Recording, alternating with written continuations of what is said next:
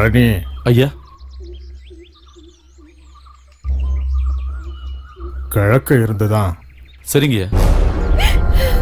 கடவுளே, கடவுளே காப்பாத்துப்பா.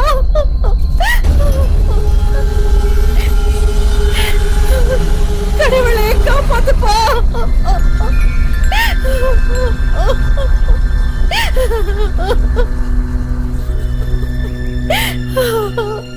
ஐயா காப்பாத்துங்க ஐயா. அங்க படுக்க வைங்க. நீங்க எல்லாரும் தள்ளி நில்லுங்க.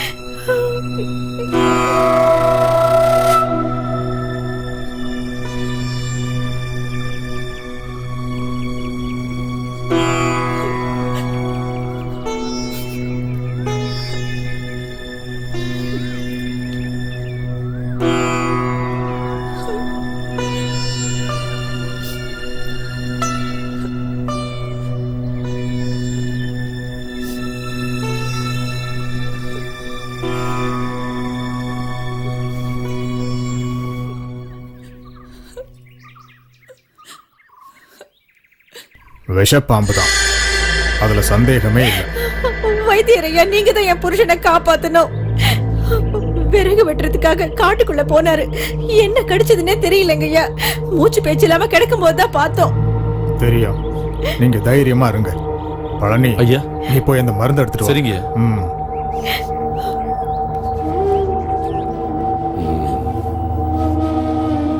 கொடூர விஷம்தான் இது, நாகப்பாம்பு தான். எனக்கு அதுல எந்த சந்தேகமும் இல்லை. முயற்சி பண்ணி பார்க்கலாம். வைத்தியரையா, கொடூர விஷமுள்ள பாம்புகள் வாழ்ற இடம் தான் அது. கொஞ்சம் தாமதமா கொண்டு வந்திருந்தா இவனை எதுவும் பண்ணிருக்க முடியாது. ஓம் சிவ ஓம் ஸ்வாஹா, ஓம் சிவ ஓம் ஸ்வாஹா. இதை அவரை குடிக்க வை. சரிங்க. கடவுளே,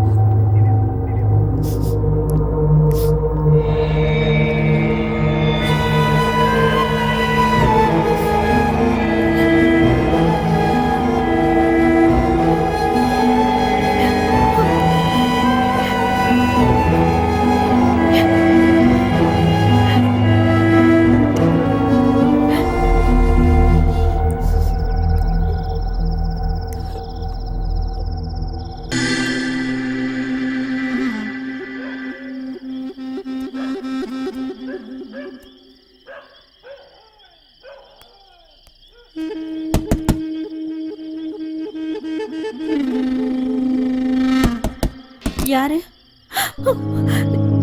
யாரு நீங்க? சத்தம் போட மேல. நான் தான் பழனி. விஷத்தை கொடுத்துட்டாங்கன்னு போலீஸ் தேடிட்டு இருக்காங்க. நீ என்ன எங்கேயாவது போலீஸ்ல காட்டு கொடுத்துருவேன்னு தான் பயந்துட்டே இருந்த. வைத்தியசாலையில வேலை செஞ்சுட்டு இருந்ததுனால போலீஸ் என்னை தேடிட்டு இருக்காங்க. நான் இந்த ஊரை விட்டு போறதுக்கு முன்னால உன்னை பார்க்கலான்னு தோணுச்சு. அதுக்காக மட்டும் தான் இங்க வந்தேன். எனக்கு ரொம்ப பயமா இருக்கு.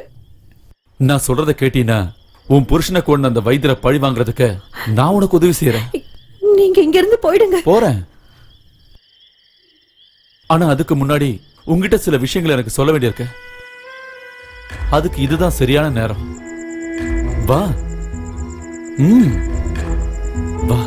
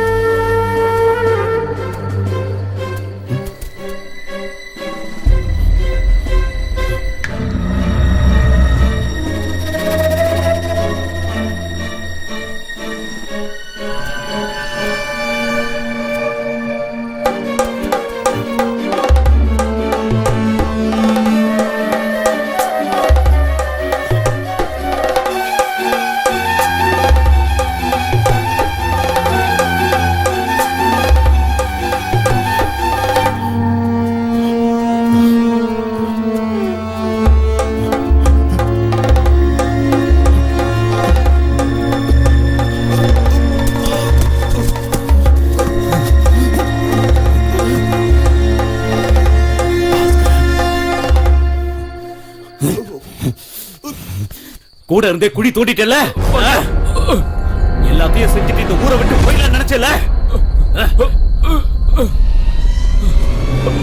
வேண்டாம் பாண்டியா, கூடவே இருந்து எட்டப்ப வேலை பாத்துட்டல. பாண்டியா வேண்டாம் சொன்னேன்.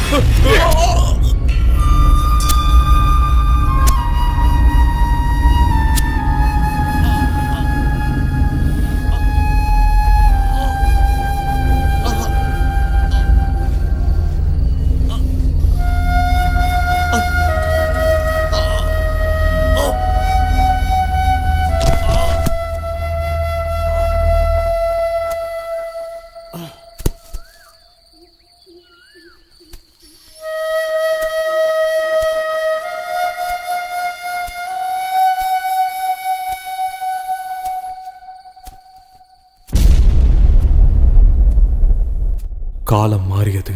வருடங்கள் பல சென்றன. வைத்தியசாலையும் நாகத்தம்மன் கோவிலும் அதை சுற்றியுள்ள நம்பிக்கையும் 2 தலைமுறைகளுக்கு பிறகும் அதே நிலைமையில் உள்ளது. வைத்தியரையா,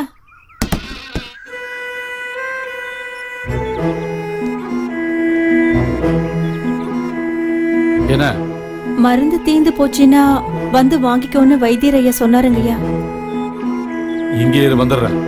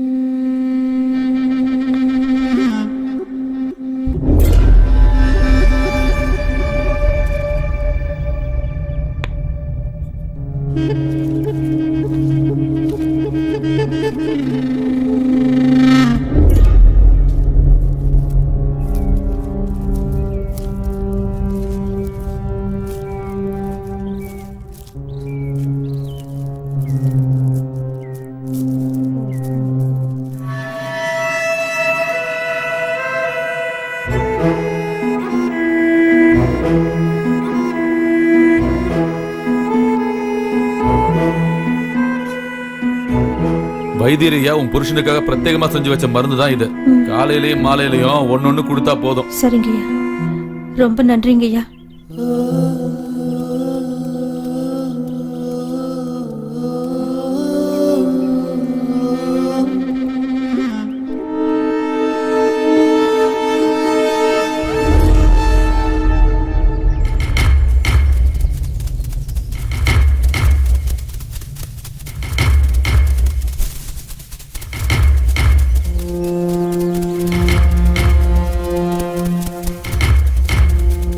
ஐயோ கடவுளே, என்னை விட்டு போயிட்டாரு. ஐயோ ஐயோ, என்னை விட்டு போயிட்டாரு. ஐயோ ஐயோ கடவுளே, ஐயோ எப்படி அனாதையா விட்டுட்டு போயிட்டாரு.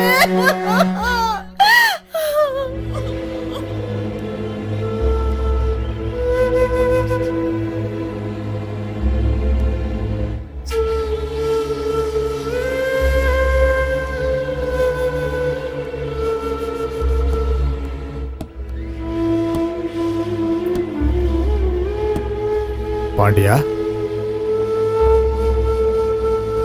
என்னாச்சு? அது கொலை பண்ணிட்டோன்னு சொல்றாங்க. பாடியை போஸ்ட்மார்ட்டத்துக்காக போலீஸ்காரங்க கொண்டு போயிட்டாங்க. ஊர்க்காரங்க சொன்னது நம்ம கொடுத்த மருந்துல விஷம் இருந்துதான். இப்ப என்ன பண்றதுன்னு தெரியலங்கய்யா. அவன் எங்க? பாண்டியா, பழனி எங்க? பழனியோட விஷயத்த நான் பாத்துக்கிறேங்கய்யா. அவன் எங்க போய் ஒளிஞ்சாலும் நான் அவனை கண்டுபிடிச்சறங்கய்யா.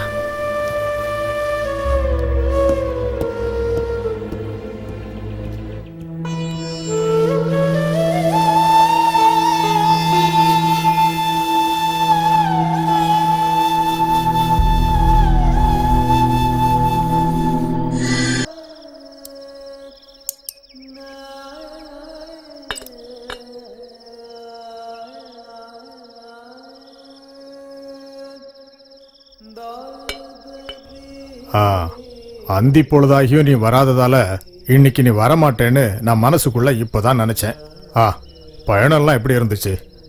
அந்த பழனியாண்டவர் புண்ணியத்துல போன காரியம் எல்லாமே நல்லபடியா நடந்துச்சு. டெலிகிராம் கையில கிடைக்கும் போது ஜொரோன்னு மட்டும்தான் எழுதி இருந்தது. போய் பார்க்கும்போது தலைவரோட பொண்டாட்டி கொஞ்சம் கவலைக்கிடமா தான் இருந்தாங்க. மருந்து கொடுத்ததுக்கு அப்புறம் நல்ல மாற்றம் தான். பத்தியம் பாத்துக்கங்கன்னு நான் அவங்க கிட்ட சொல்லிட்டேன். அது ரொம்ப நல்லதா போச்சு. நான் வர நேரத்துல கொஞ்சம் பணம் கொடுத்தாங்க, தரட்டுங்களா? வேண்டாம், அது உன்கிட்டயே இருக்கட்டும். நாம இந்த ஊர்ல ஆரம்பிச்ச நம்ம நாட்டு வைத்தியம் இன்னைக்கு புதுக்கோட்டை ராஜா வரைக்கும் தெரிஞ்சிருக்கு. எல்லாம் கடவுளோட புண்ணியம், வேற என்ன சொல்ல. ஆஸ்பத்திரி ஆரம்பிக்கிற விஷயம் மந்திரி என்கிட்டயும் சொன்னாரு. நமக்கு என்ன உதவி வேணாலும் செஞ்சு தரேன்னு என்கிட்ட வாக்கு கொடுத்திருக்காரு. நம்ம நாட்டுக்கு அது ரொம்ப தேவை. கவலைப்பட வேண்டாம், எல்லாம் நடக்கும், எனக்கு சந்தேகமே இல்லை. எப்படியோ நீ இன்னைக்கு நம்ம ஊருக்கு வந்திருக்க. நாம ஒரு இடம் வரைக்கும் போக வேண்டியது இருக்கு. கீழக்கரையில் இருக்கிற மஸ்தான் வீடு வரைக்கும் போகணும். போலாங்க ஐயா. அவரு ரொம்ப கவலைக்கிடமா இருக்காரு. ஐயா, அப்போ இங்க வரவங்க எல்லாரையும் இவன் பார்த்துப்பான். என் சிஷியனாச்சே, பாரம்பரியம் இல்லைன்னாலும் அனுபவம் இருக்க, அதான வைத்தியத்துக்கு தேவை. என்னப்பா? எது எப்படியோ வைத்தியசாலையை மூட வேண்டாம். சரிங்க ஐயா.